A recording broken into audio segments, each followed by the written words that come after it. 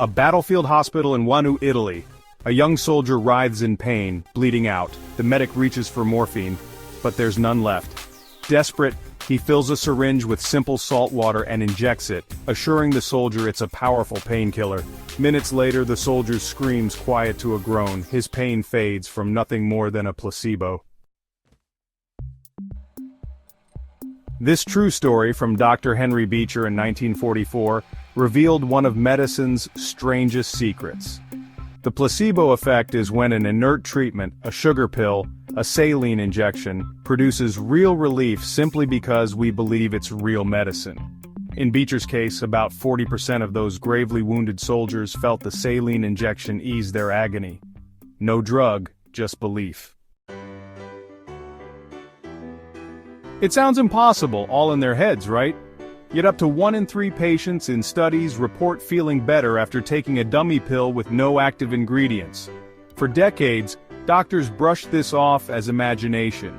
But cutting-edge research shows the placebo effect triggers very real biological changes. Belief actually flips neural switches. It can spur your brain to release endorphins and other natural painkillers, mimicking the effects of genuine medications. In other words, thinking you got a remedy can make your brain produce its own. Consider pain. If you expect relief, your brain responds. In one experiment, volunteers were touched with a hot object but told a special cream would numb the pain. The cream was fake, yet many felt less pain, and brain scans showed reduced pain signals. Placebo painkillers spur the brain to flood itself with opioids like endorphins. In Parkinson's patients, placebo pills have caused the brain to release dopamine, temporarily easing symptoms. The effect isn't fake at all, it's your mind healing your body. The placebo effect can go beyond pills. In a remarkable 2002 study, patients with severe knee pain were divided into 3 groups. One group got real arthroscopic knee surgery, the second got a different legitimate procedure. The third group, they were only sedated and given skin incisions, a sham surgery. They woke up with tiny scars but no actual repair done. The results? All 3 groups improved equally in pain relief and mobility. The patients who got fake surgery felt just as good as those who underwent the real operation. Their sincere belief in the surgery was enough to make the brain generate relief. The mind's power has a dark side too, the nocebo effect, the placebo's evil twin. If you expect negative effects, your body can produce them. In drug trials, about 25% of people taking sugar pills complain of side effects like headaches or nausea. They feel genuine pain or sickness from nothing except their expectation of harm. In other words, just fearing a pill's side effects might be enough to bring them on. The mind can heal, but it can also harm, purely through belief. Let's bring this back to our lives. The placebo effect shows how belief and expectation shape our reality. Of course, no one is saying to swap your medicines for Skittles, but understanding this phenomenon, we can harness our mind's power in positive ways. Confidence and ritual can become your personal placebos. Think of athletes with their pre-game superstitions. A basketball player wears lucky socks. A tennis champ bounces the ball exactly 3 times before a serve. Logically, those rituals don't affect performance. Yet they do. By creating absolute expectation of success, the athletes calm their nerves and focus their minds, a placebo effect in action.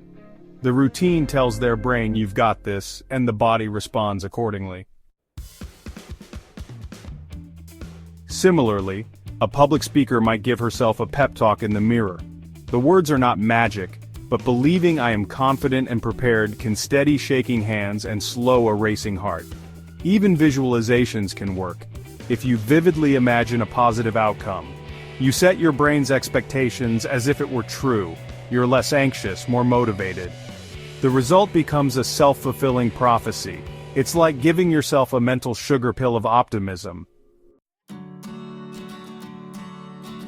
The placebo effect also teaches the importance of the doctor-patient relationship. A warm, reassuring doctor who says this treatment should help you very soon often sparks stronger recovery than a cold, uncertain one. Why? Because hope is part of the medicine. Belief is a powerful supplement, boosting any real treatment you receive. It's why ethical doctors harness placebo responses by encouraging positive expectations without lying. For example, even when prescribing a real drug, a doctor might emphasize confidence. I've seen great success with this, priming the patient's mind to help the medicine work. In fact, some studies show that even knowing you're taking a placebo pill doesn't always cancel its effect. In trials for pain and depression, patients openly given placebo pills and told they might help via mind-body effect still improved significantly. The ritual of taking a pill and the hope attached to it can trigger the brain into healing mode, even with eyes open. That's how crazy our mind can be. It plays along because deep down we crave relief and our brain will grab any excuse to provide it. So how can you use the placebo effect in everyday life without fooling yourself in a harmful way? The key is to deliberately cultivate positive expectations. Treat your goals or challenges a bit like a medical treatment you believe in. For example, create a personal ritual before a difficult task. Play a focused playlist that always gets you in the zone, or wear an item that symbolizes determination for you. By doing so consistently, you condition your brain to associate that ritual with success or improvement. It becomes a mental trigger for confidence, your own placebo button. Also, embrace the power of suggestion on yourself. Use encouraging self-talk as your doctor's orders. Instead of, "I'm never going to get better at this," or "I'm so nervous," consciously tell yourself, "This will work out, each attempt makes me stronger," or "In a little while I'll feel calmer, let's keep going." It may feel cheesy, but you are literally setting up an expectation of improvement. Your subconscious listens, and your physiology follows, whether that means relaxing your muscles, sharpening your focus, or lifting your mood. We all have inner pharmacies we can tap into. Think about it. If a saltwater injection could convince a soldier he was pain-free, what beliefs could help you overcome your hurdles? Perhaps it's the belief that a brief walk will clear your mind, placebo stress relief, or faith that a certain tea always energizes you, even though caffeine-free.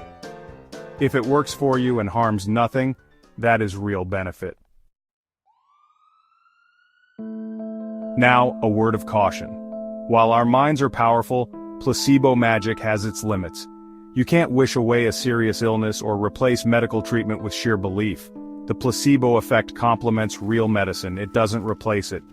Beecher's soldiers still needed proper care after the saline injection bought them time, so be wise, use your mind's power as backup, not your only plan. And, beware of charlatans who exploit the placebo effect. Many pseudoscientific remedies work only because of belief and expectation. That fancy detox potion or magnetic bracelet might be a psychological trick in fancy packaging.